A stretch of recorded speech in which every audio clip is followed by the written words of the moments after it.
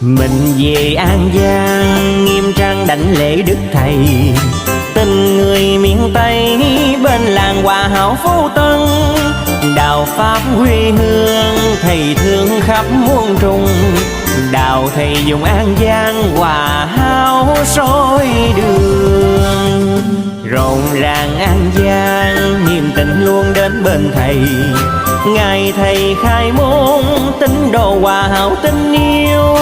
Nguyện hành khai tâm tập tu theo tuân chí, mãi luôn trong đời giáo huấn thầy trao.